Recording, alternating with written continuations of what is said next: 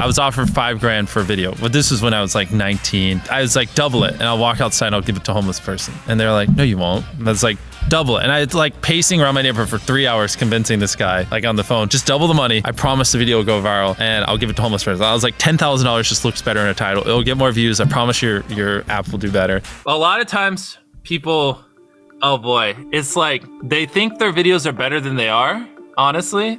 And tell them, Jimmy, tell them. I mean, they do that, and they have horrible friend groups because you really are like the type of YouTubers you hang around. It's getting people with the right YouTuber friend group that aren't pussies and will actually tell them when their content's bad and like actually roast it and help them get better in a nice, positive way. Basically what I did was I've somehow found these other like 4 lunatics. 3 of us were college dropouts. One was a high school dropout, and one, I don't know, he just like quit his job. We all were super small YouTubers, and we basically talked every day for 1,000 days in a row and did nothing but just like hyper study, like what makes a good video, what makes a good thumbnail, what's good pacing, like how to go viral. We would just get on Skype every morning, and like some days like I'd get on Skype at 7 a.m. and I'd be in the call until like 10 p.m. and then I'd go to bed, I'd wake up and I'd do it again. We'd do things like take 1,000 thumbnails and see if like there's a correlation to the brightness of the thumbnail to how many views it got. Imagine a world where it's just you working solo and you work 12 hours a day every day for like a year. And you're just grinding, you make a mistake, you learn from it, you grind, you make a mistake, you learn from it, and you do that for like a year. And then imagine a different world where you have 4 friends who are also equally grinding in something similar. Friend number 1 makes a mistake on Friday, he teaches the other 4 people. Friend number 2 makes a mistake the next week, teaches everyone. And then like you're all learning from each other's mistakes. You're all constantly studying 24/7 and downloading each other. Like after a year, you're like 2 years ahead of the guy who was just solo. Do you frequently go that far out of your way to capture the thumbnail? Yeah, I mean, of course, everyone should. If people don't click, they don't watch. So you want to give them something to click. Something a lot of people forget is like unsuggested on phones, thumbnails are really fucking small. So like people are editing thumbnails full blown on their computer, and when you shrink it down, you can't see. We try to all around be above the rest. Anyone can clickbait, but do you actually like deliver on it? We say we put 100 million Orbeez in the backyard, we put 100 million Orbeez in the backyard. Your title and thumbnail set expectations. Like what you're saying is like, I like bananas. And what you need is bananas are the best goddamn food on the planet. Like that's the type of opinion you need. Like you need something like how to get 100 million views on YouTube, or not even that, that's not strong enough. You need something that makes people go, what the fuck? What the fuck did he say in that video? What the fuck?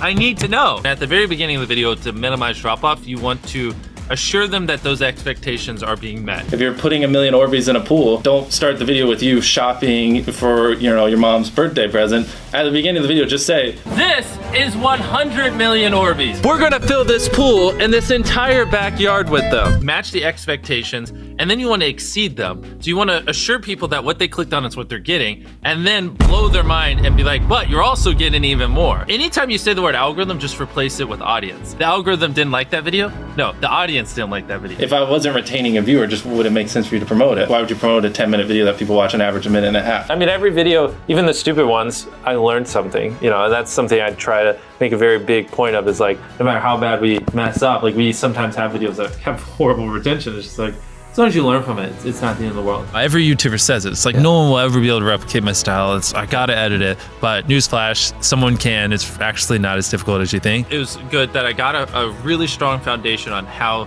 YouTube works and how the style of videos I wanted and everything before I scaled up the team, if that makes any sense. I just want to make sure that's clear, because I've seen people try to build the team without foundation and knowing how to do well. I know that if we film this video, it will do well, just because I've spent a decade of my life hyper obsessing over YouTube and I have a good pulse on it. But if you didn't have that, then you wouldn't know. Like you wouldn't be able to spend $4 million on a Squid Game, because you might lose $2 million and then you can't pay your people. But of course, yeah, if I didn't have these people, I couldn't do half the stuff I do. For the last like 8 or 9 years, like every dollar I've made, I just spent it the next month on content. And I just did that every single month, and it just kept getting bigger and bigger, and here we are. Since I was 13, there probably hasn't been a single hour that's gone by that I've been awake where I haven't thought about YouTube. Like, I'm just focused on making the best videos possible, period. I don't care about making money. I don't care about time. I don't care about anything. I just want to make the best videos on the planet. Literally all the algorithm does is reflect what the people want to a T.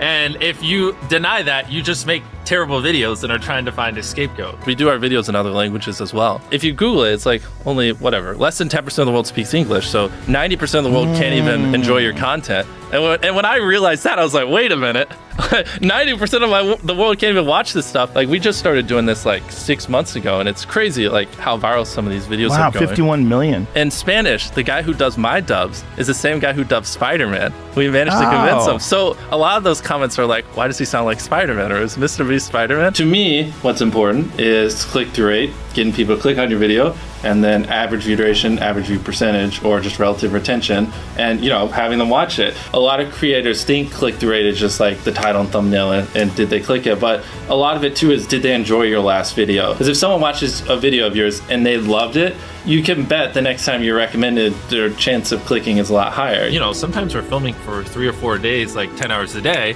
30, 40 hours of filming plus months of setup, whereas most creators probably film for a couple hours and set up for a day. Outside of just filming, we brainstorm video ideas, relentlessly, hours every day. By always doing all those things, it just distinctively sets it so far apart that it's basically, in my head, it's like, why would you not watch it? Viewers aren't stupid. They can tell when you half ASS, I don't know if I'm allowed to curse, a video, or if you really put in effort. And if they can tell you're putting in a lot of effort, they're gonna be more likely to click on future videos. And that snowballs. And because once you build that trust, they get to a point where it doesn't matter what you upload. They just know it's high effort and they just know it's great. And they're just conditioned just to watch because you have a good track record. And so with filming, it's just trying to make sure we're doing everything we can, no matter how expensive it is, no matter how much time it takes, to make the best video possible. A lot of people, if they gave away 100 grand, they would make a huge deal about it. But sometimes we're just like, yeah, here's 100 grand. Thanks for watching, bye. Doing it that way makes it more fun and just more interesting. So I like to keep a little bit of it mysterious because I think that's what people enjoy. A lot of people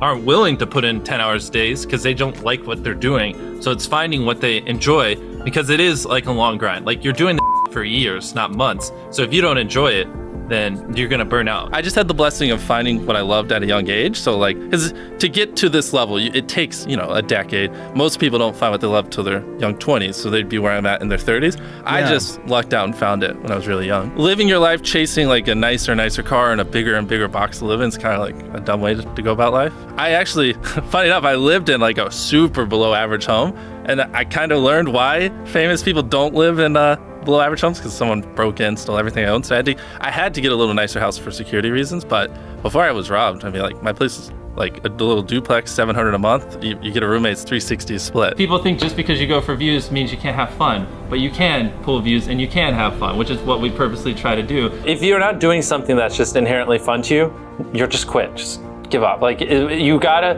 at least semi-enjoy what you're doing, or you're gonna quit long before it gets to a point where it brings in money or whatever else could be driving you. So find what you love, and then I would just hyper obsess. Make sure no one doing what you're doing is doing it better. Make sure the videos are as good as possible. You can be motivated by more than one thing. I'm motivated because I want to support my mom and my family. I'm motivated because I want to employ my friends and help them. I'm motivated because I want to help other people. I'm motivated because I want to be a YouTuber.